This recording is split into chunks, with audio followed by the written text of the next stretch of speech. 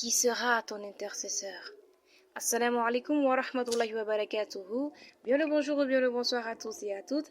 Je suis Yasmine Mahmoud et bienvenue dans ma chronique intitulée Ramadan, mon bien-aimé. Alhamdulillah, aujourd'hui nous sommes la 4e nuit impaire du mois de Ramadan. On remercie Allah subhanahu wa ta'ala de nous avoir permis d'arriver à ce stade du mois de Ramadan.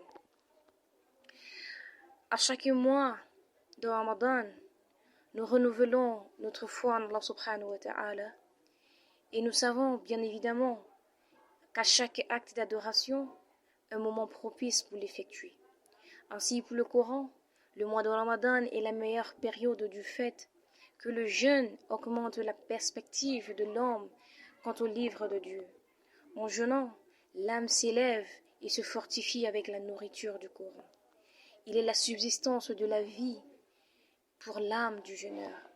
Aussi, les 3 facteurs de réussite sont réunis.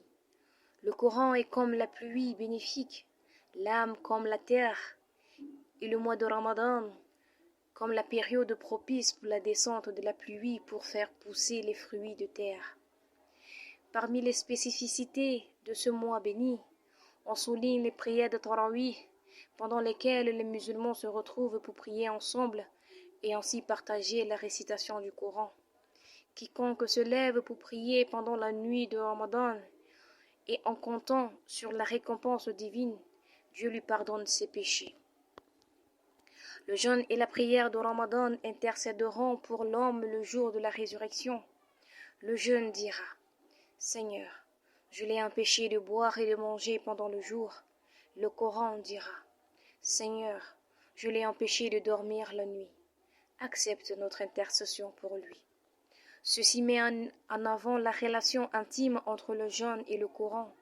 Les deux se présenteront comme des témoins et intercesseurs en la faveur de ceux qui s'y attellaient.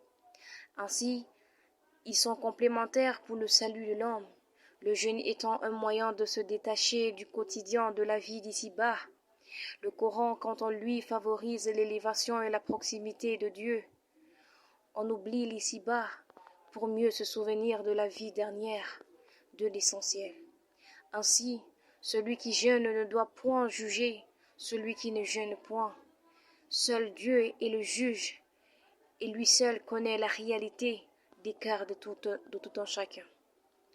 Que ce mois de Ramadan soit un moyen de réussite pour tous, un moyen de se racheter de nos péchés, un moyen de repentir, un moyen de renouveau.